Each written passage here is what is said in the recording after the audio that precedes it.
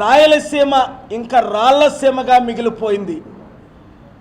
నిన్న సాయంత్రం AP high court నుంచి బయలుదేరి వస్తే 4 గంటలకు, ఇక్కడ ఉదయం 4 గంటలు పట్టింది. దాదాపు 12 గంటల ప్రయాణం 4 గంటల్లో కంప్లీట్ అవ్వాల్సింది. ఎందుకు అని అడిగితే ఎన్ని అడుగడుక్కి గుంతలే, రాళ్ళే, స్లోగా వెళ్ళండి, 35 కిలోమీటర్లో వెళ్ళండి, పూర్తిగా వయా హైదరాబాద్ వెళ్ళి వచ్చేస్తే బాగున్నేమో అనిపించింది.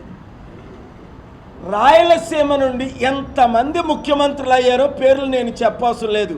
ఇప్పుడున్న మహానుభావుడు కూడా చిత్తూరు రాయలసీమ ముఖ్యమంత్రే. ఇంతకుమంది ఉన్న మహానుభావుడు జగన్మోహన్ రెడ్డి కూడా, వాళ్ళ తండ్రి రాజశేఖర రెడ్డి గారు కూడా ఇక్కడి నుంచి వచ్చిన ముఖ్యమంత్రులే. రాయలసీమ నుంచి ప్రధానమంత్రి కూడా అయ్యారు పివి నరసింహరావు గారు నంద్యాల నుండి. ఏం చేశారు రాయలసీమకు? కంపెనీలు తీసుకొచ్చారా? ఉద్యోగాలు ఇచ్చారా? రైతులకి ఆదుకున్నారా? కుటుంబాలను బాగు చేశారా? ఇంటికి 5గురికి 5 కోట్లు అప్పు ఇచ్చారు. సరికదా? ఆర్డిటి అనే సంస్థ, రూరల్ డెవలప్మెంట్ ట్రస్ట్, ఇంటింటికి సేవలు చేసిందట.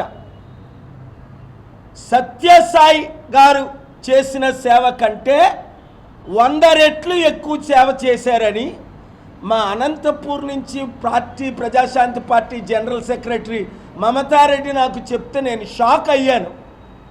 అలాంటి ఆర్డిటి సంస్థను ఎలక్షన్ పేర్లతో ఎఫ్సిఆర్ఏలు బంద్ చేసి, ఇప్పుడు భయభ్రాంతులు చేసి 100 కోట్లు ఇస్తే మీకు ఎఫ్సిఆర్ఏ ఇస్తామని నేను విన్నాను.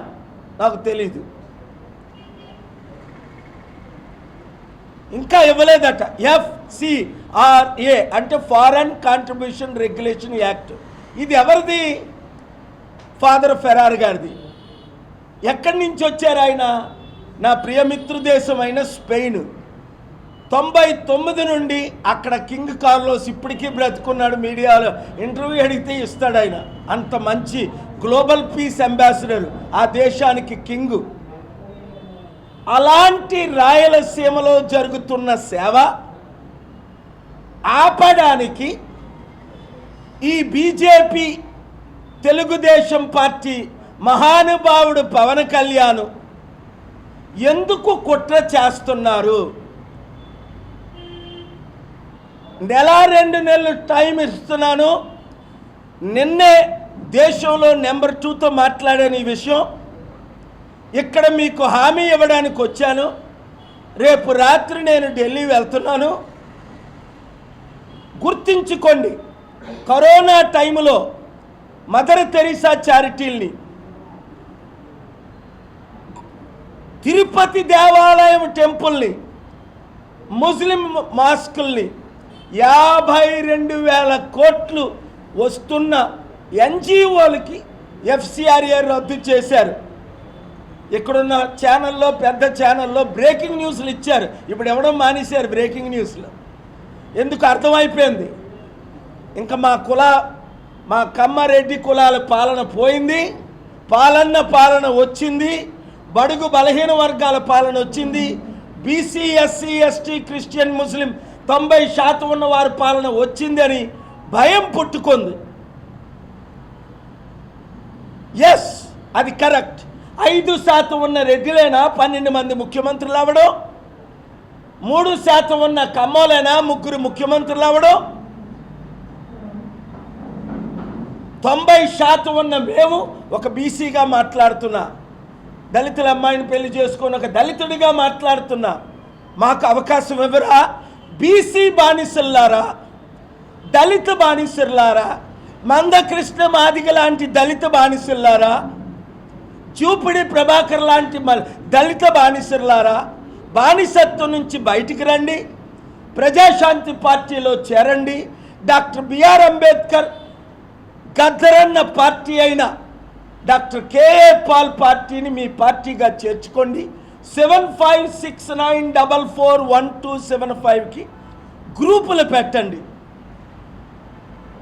అనంతపూర్ గ్రూపు పేరు KA Paul are Praja Shanti party. Kurnool KA Paul. Adoni Nandyal are Chittoor KA Paul fans అని పెట్టి ప్రతి ఒక్కరిని చేర్చండి. 2,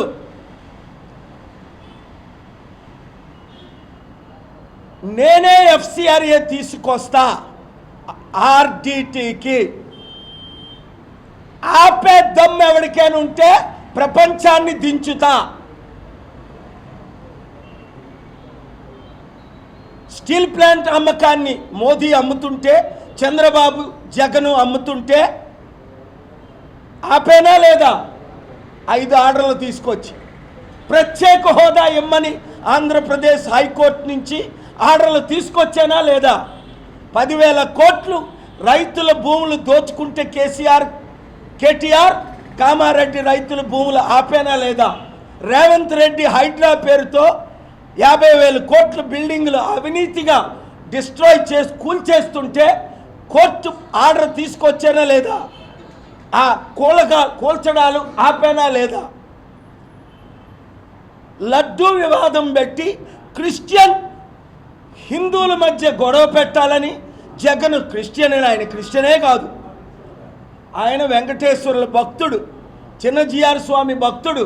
నన్నెప్పుడు కలలేదు, నా బ్లెస్సింగ్స్ తీసుకోలే. చిన్నజీఆర్ స్వామి బ్లెస్సింగ్ తీసుకుంటాడు, అందుకే చిత్తుగా ఓడిపోయాడు.